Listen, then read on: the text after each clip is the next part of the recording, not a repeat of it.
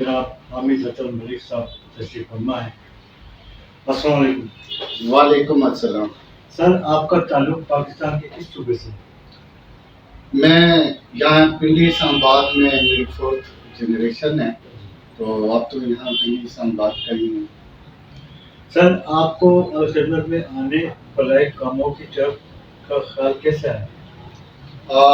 ऐसा है कि मेरे दादा मरहूम भी, वालिद मरहूम भी लोगों की आम तौर पे खिदमत करते रहते थे, तो ये तो फिर जनरेशन आफ्टर जनरेशन का भी मामला था।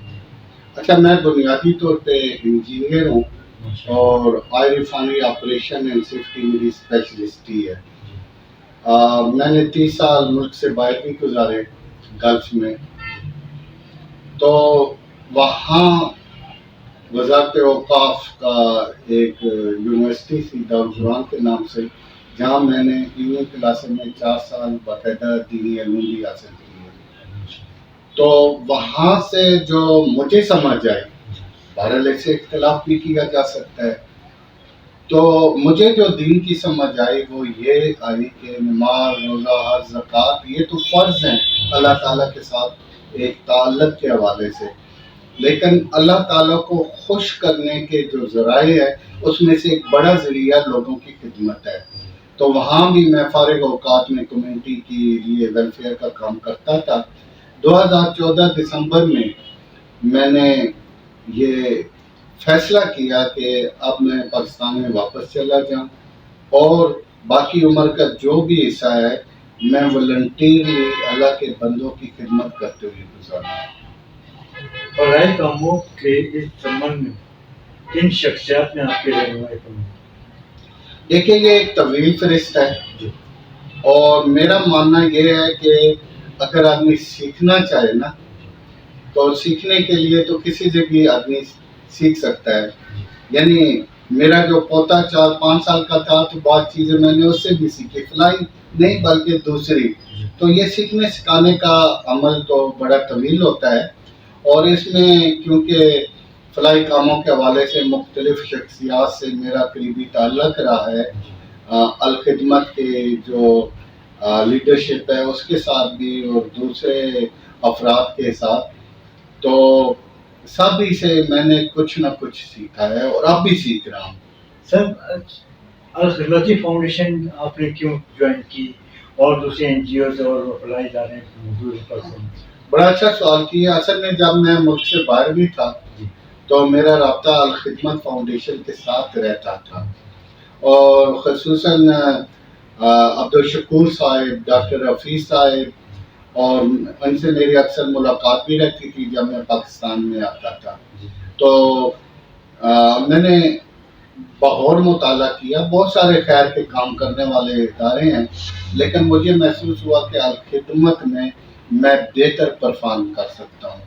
सर, अल-खिदमत फाउंडेशन ने अपने सफ़र का आगाज़ कब शुरू किया?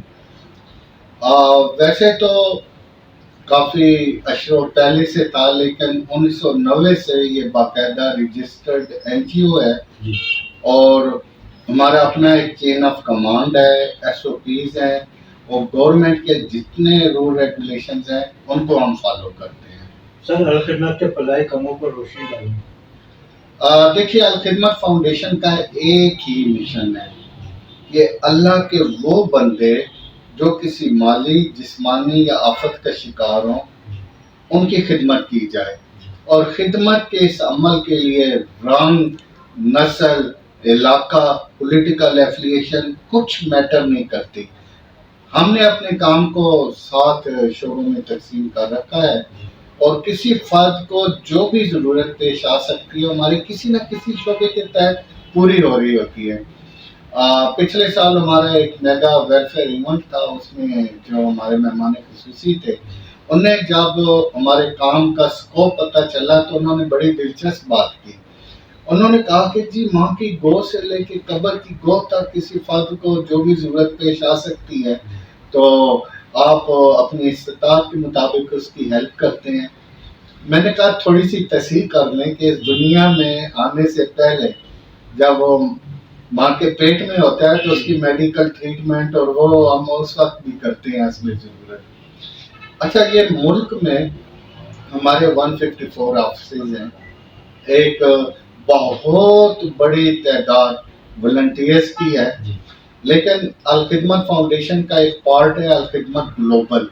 تو ملک سے باہر بھی جب کوئی ایسی آفت آتی ہے، جس طرح جو جاپان کی سونامی تھی، پھر شام کا مسئلہ تھا، ترکیہ ہوگا، اور پھر ترکی کا زلزلہ تھا، افغانستان میں جب یہ کچھ ضرورت محسوس ہوئی ویلفیئر کے کاموں کی، اور پھر ابھی حال ہی میں فلسطین کے حوالے سے ڈے 1 سے ہم ادھر اپنی فلائی سرگرمیاں کر رہے ہیں. سر الخدمت فاؤنڈیشن کے کتنے اضلاع اور بین الممالک میں کام کریں گے؟ دیکھیں میں نے عرض کیا کہ پاکستان میں تو آلموسٹ ہر ضلع میں ہمارا ضلعی آفس موجود ہے، جس طرح اسلام آباد کے اس آفس میں موجود ہیں، لیکن ملک سے باہر بھی کم از کم اب مجھے یاد جو آ رہا ہے 5 ممالک میں باقاعدہ ہمارا جو ہے سیٹ اپ موجود ہے، آفسز موجود ہیں.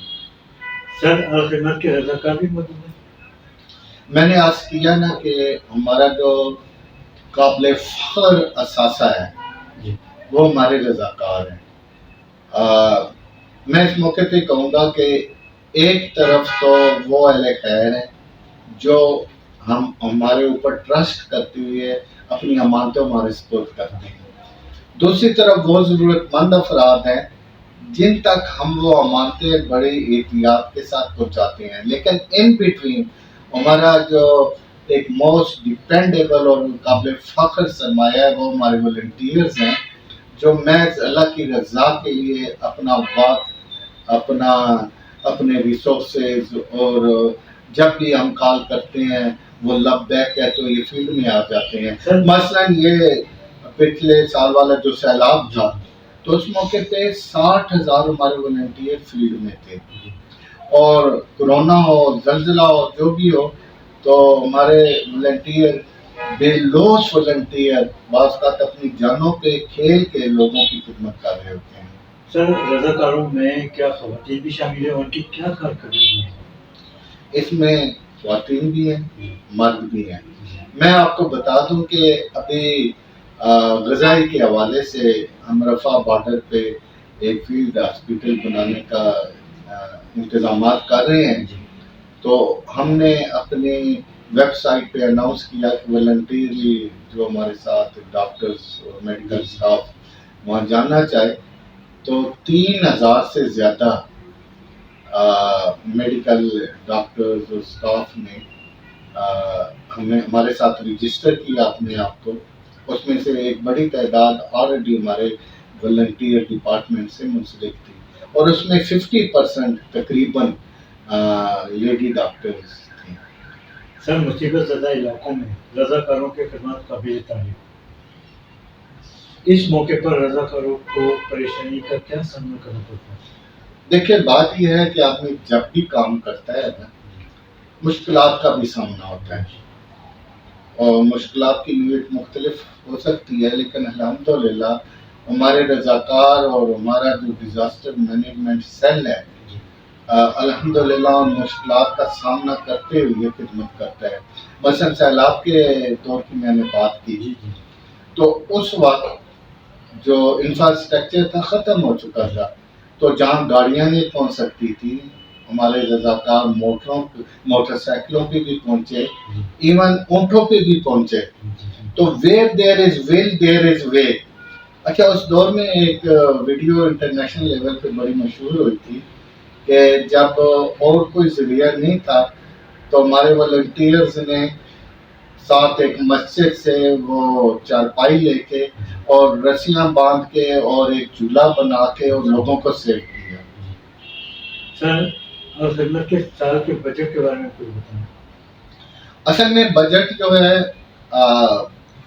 یہ ویریبل ہوتا ہے، اس لحاظ سے کہ ہمارا کوئی بزنس تو ہے نہیں، ہمارے پاس تو اہل خیر کی ڈونیشنز ہوتی ہیں، اور مختلف مواقع پہ مختلف ہوتا ہے، اور یہ اربوں میں ہوتا ہے.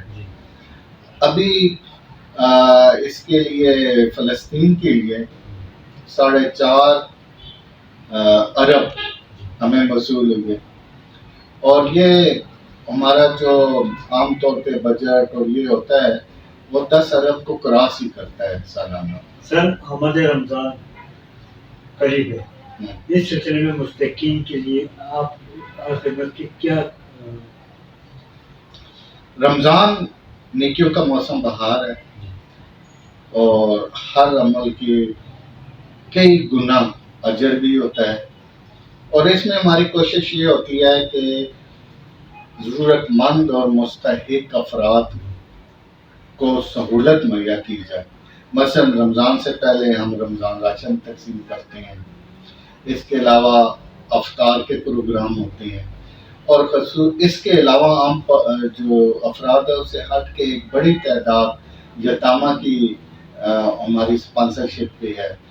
ان کے لیے بھی ہم راشن، عید گفٹ اور 15 رمضان، کیونکہ یہ عالمی سطح پہ یوم یتامہ کا دن منایا جاتا ہے، اس پہ ہم خصوصی پروگرام کرتے ہیں.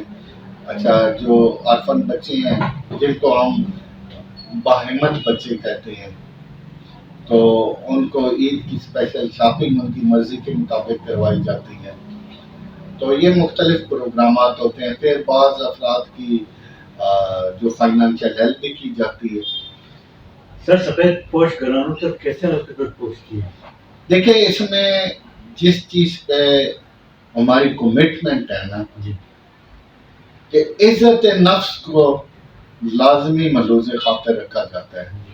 مثلا میں اسلام آباد کی بات اگر کروں، ہم اس طرح کا کام نہیں کرتے تھرو آؤٹ پاکستان کے جس طرح اندھیرے میں لاٹھی کو مارا.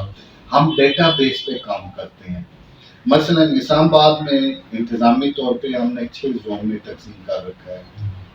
ہر زون پہ ہمارا ایک وائس پریزیڈنٹ لیول کا ذمہ دار ہے. پھر آگے اس کے ساتھ ایک یو سی لیول تک والنٹیئر منسلک ہے. مثلا ابھی ہم رمضان راشن تقسیم کریں گے نا، اچھا، اور ان کے پاس باقاعدہ لسٹیں ہوتی ہیں، انہیں معلوم ہوتا ہے کہ کون سفید پوش ہے، کون مستحق ہے، ضرورت مند ہے. ہماری جہاں پیکنگ ہو رہی ہوتی ہے راشن کی، اس پہ تو ہم میڈیا کو بھی انوائٹ کرتے ہیں اور سوشل میڈیا پہ بھی ڈالتے ہیں. پھر وہاں سے ڈسٹریبیوشن سیکشن میں جاتی ہے زون میں، اور وہ پھر لوگوں کے گھروں میں جا کے ان کو تقسیم کر دیتے ہیں، ان کے ہینڈ اوور کر دیتے ہیں.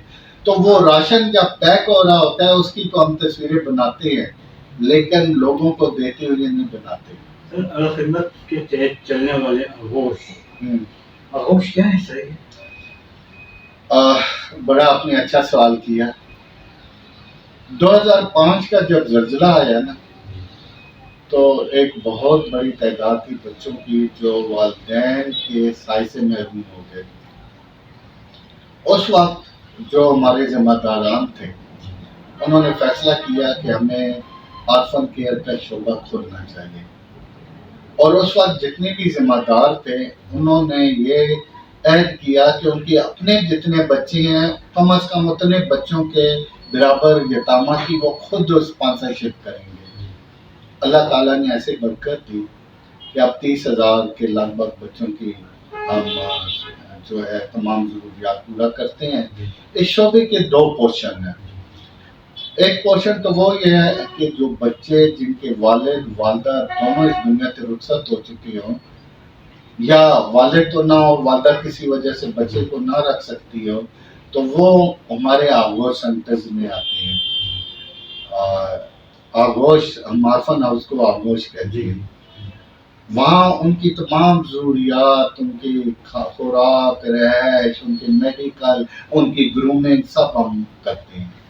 اچھا، دوسرا اس کا پورشن یہ ہے کہ جو بچے جن کو والدہ کا سایہ میسر ہے اور ان کو کوئی شیلٹر بھی میسر ہے، تو ہمارا یہ ماننا ہے کہ ماں سے بہتر بچے کی کوئی دیکھ بھال نہیں کر سکتا. سر پاکستان میں کتنے سینٹر یہ آغوش کے چل رہے ہیں؟ جی، میں اس طرف آتا ہوں. تو اس میں کیا ہے کہ وہ بچے اپنی ماں کے پاس رہتے ہیں اور 150 بچوں پہ ہمارا ایک آفیسر مقرر ہوتا ہے.